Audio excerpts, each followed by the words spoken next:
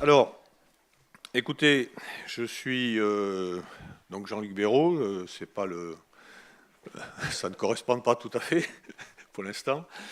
Donc le président du comité d'organisation des entretiens depuis déjà quelques années.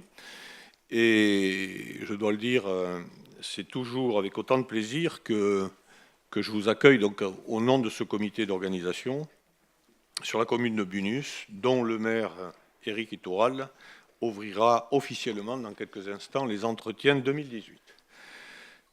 Quelques mots sur le thème de cette année. Faut-il encore aider le logement en France ? Pour ceux qui ont le programme dans les mains, le terme aider a été grossi et il apparaît pour certains, du moins la représentation gouvernementale, comme étant une légère provocation. Et croyez bien que ce n'est pas du tout notre manière de fonctionner. C'est une question, je pense, que tous les professionnels se posent aujourd'hui. Les aides personnelles, c'est évidemment concerne les locataires, mais bizarrement concerne aussi les propriétaires. Parce que si les locataires n'ont pas les aides, vont-ils arriver à payer leur loyer ? Donc la question économique est pas tout à fait gratuite, même si ces aides coûtent 18 milliards d'euros et qu'il y a certainement besoin de les repenser, pourquoi pas d'ailleurs. Mais ce n'est pas à moi qu'il appartient d'être conclusif sur la question. La majorité parlementaire va être encore concernée, et même majorité parlementaire, le Parlement va être encore concerné par le projet de loi Elan, il était prévu que la loi Elan soit votée fin juillet, ça n'a pas été tout à fait le cas. Les débats, du moins la commission mixte paritaire, va reprendre le 12 septembre, d'après ce que j'ai pu lire dans les gazettes. La question sera-t-elle conclusive ou si les débats reprennent, est-ce que il serait peut-être intéressant qu'il y ait quelques amendements qui pourraient être produits aujourd'hui à Inciossetta et qui remontent à la capitale. C'est intéressant que ça se fasse dans ce sens-là et pas toujours dans le sens inverse. Et je sais qu'ici, l'expression de la salle est toujours aussi importante et toujours aussi pertinente que les expressions qui sont à la tribune. Pour ce qui concerne les débats de la journée, nous souhaitons ardemment qu'ils ne restent pas figés sur le seul aspect des contraintes d'économie budgétaire. Vous avez entendu les uns et les autres, du moins du côté de Bercy, s'exprimer sur le sujet. Le logement coûte à l'État 46 milliards d'euros. Voilà. Il n'est nulle question de savoir ce que ça rapporte. Et pourtant, là aussi, les chiffres sont à peu près clairs. C'est plutôt autour en termes de rapport, de 70 milliards d'euros. Voilà. Si on veut rester simplement réagir d'un point de vue comptable, voilà où nous en sommes. C'est peu que de dire, pardon Stéphane, pour ceux qui ne le connaissent pas, il s'appelle Stéphane Peu, donc c'est un humour bien volontaire là, que je viens de... Donc, le logement concerne la totalité de la population. Son accès conditionne l'accès à l'emploi, dans bien des cas. Son coût pèse de manière contrainte sur le budget des ménages. Sa répartition territoriale est trop souvent le signe d'une stigmatisation et plus globalement, il est l'un des éléments primordiaux des conditions de vie. C'est Jean Viard, le sociologue, qui le dit et le redit. C'est vrai qu'on ne passe, comme il le dit de manière un peu taquine, on ne passe que 60% de son temps de vie dans le logement. Paradoxalement, les débats sont trop souvent confinés au seul aspect budgétaire. Tout dernièrement encore, les locataires de Bercy, lorsqu'ils parlent du logement, ne font état que de la nécessité de baisser les coûts. Baisser les coûts, pourquoi pas ? Mais quelles en seront les conséquences sur les habitants ? Économiques, sociaux, humains ? C'est ce que nous allons tenter d'explorer aujourd'hui. Mais l'objectif, c'est aussi d'être force de proposition. C'est une petite marque des entretiens depuis de nombreuses années.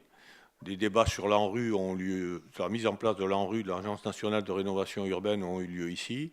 Des débats sur la garantie des risques locatifs ont eu lieu ici. Et bien d'autres sujets ont été abordés d'abord à Inciossetta. Il me reste maintenant à vous souhaiter un bon travail. Nous croyons profondément à Inciossetta que ces entretiens participent à ce que d'aucuns appellent, pas toujours avec beaucoup de contenu malheureusement, la démocratie participative. N'oubliez pas, ça je m'adresse aux intervenants, nous sommes à Bunus, la langue de bois doit être laissée à l'entrée. Merci.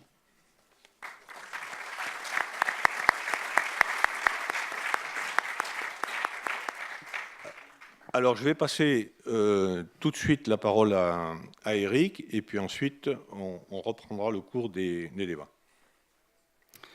Merci Jean-Luc. Bonjour à tous, et Ongi etorri deneri, donc c'est quelques mots en basque, pour vous souhaiter à tous la bienvenue dans ce très joli lieu du camping Inciossetta, pour ce rendez-vous annuel des incontournables des regains d'Inciossetta. Alors, incontournable, c'est un mot qu'on a déjà vu dans des magazines spécialisés.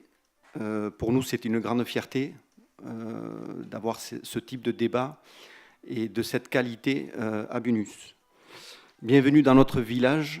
Je suis vraiment très heureux de vous accueillir pour cette nouvelle édition de débat sur la question du logement, et merci d'être là si nombreux. Vous tous ici présents, préoccupés et voulant faire progresser cette cause.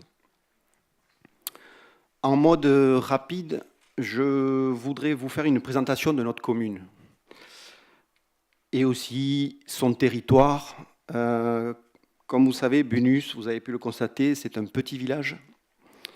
Il fait partie d'une vallée qui se nomme Vallée d'Ostibaré, d'environ 1500 habitants, qui sont répartis sur 8 communes. Combien d'habitants pour Bunus? Je vous pose la question. Est-ce que vous avez une idée? Moins de 200? Voilà, on n'est pas très loin. Donc, on est environ à 160 habitants sur la commune. Surface de la commune, 660 hectares. Voilà. Peu de quantité, mais beaucoup de qualité. La commune gère un budget en bon père de famille d'environ 90 000 euros.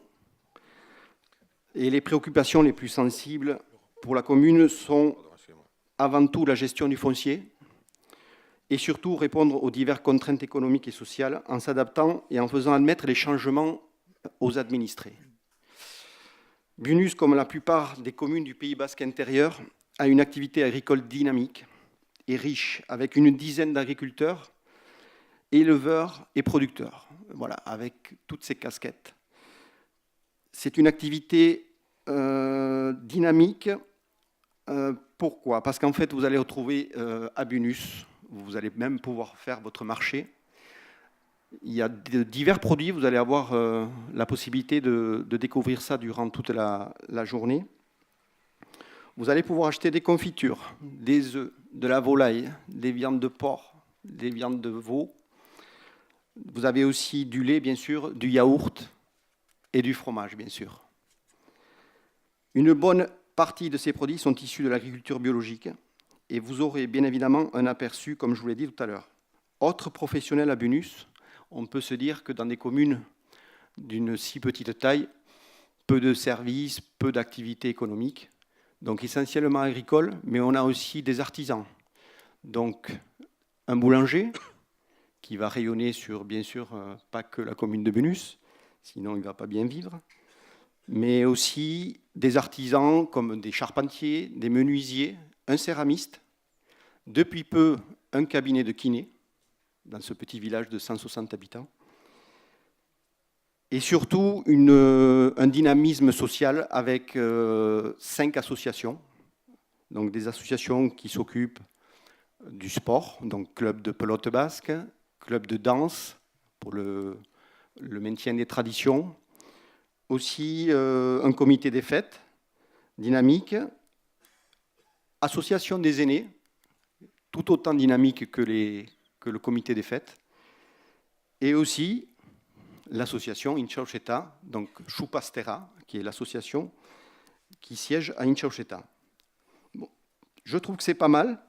Je ne vous ai pas parlé de l'école. Effectivement, nous n'avons plus d'école à Bunus depuis peu.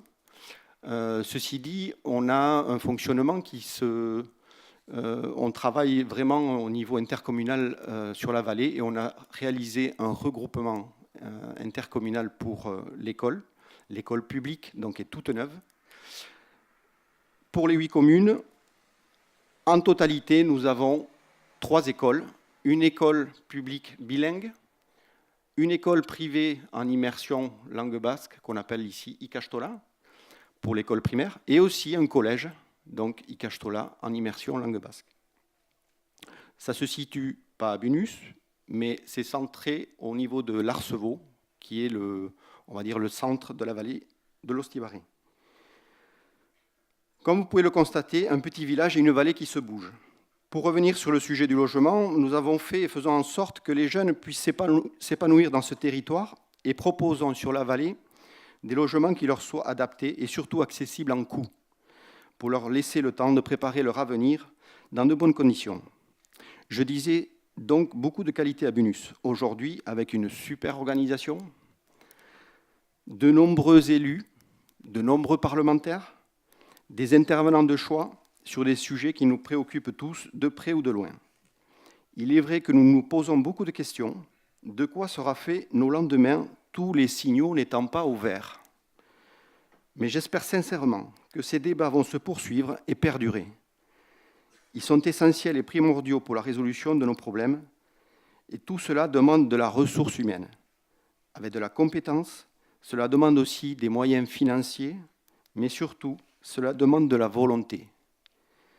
Cela est nécessaire. Nous sommes en train de construire la partition musicale de la politique du logement, qui n'attend plus qu'un bon chef d'orchestre pour la diriger, la coordonner et l'harmoniser sur tous les territoires. Quoi qu'il en soit, nous serons toujours prêts à vous accueillir. Les regains, alors je ne sais pas si vous connaissez tous les regains. Est-ce que vous savez ce que ça veut dire, bien sûr? Donc les regains seront faits et les prairies pourront accueillir voitures et hélicoptères si besoin. À bon entendeur. Sur ces mots, je vous souhaite de bons débats et à n'en pas douter, une excellente journée. Merci.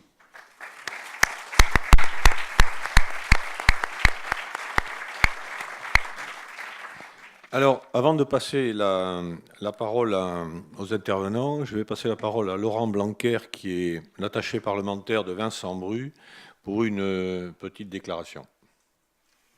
Oui, bonjour à tous. Alors Vincent Bru regrette profondément de ne pouvoir être présent aujourd'hui parmi nous pour des raisons médicales. Quelques mots concernant l'absence du ministre. Donc Vincent Bru avait pris contact directement avec Julien de Normandie suite à des échanges avec Jean-Luc Béraud et le ministre avait volontiers accepté de participer à ces entretiens. Et puis début août, l'agenda ministériel s'est un petit peu modifié et il y a eu un conseil ministériel un conseil des ministres suivi d'un séminaire ministériel qui était programmé pour aujourd'hui. Et le cabinet du ministre nous a fait savoir donc que Julien de Normandie ne pouvait être présent aujourd'hui.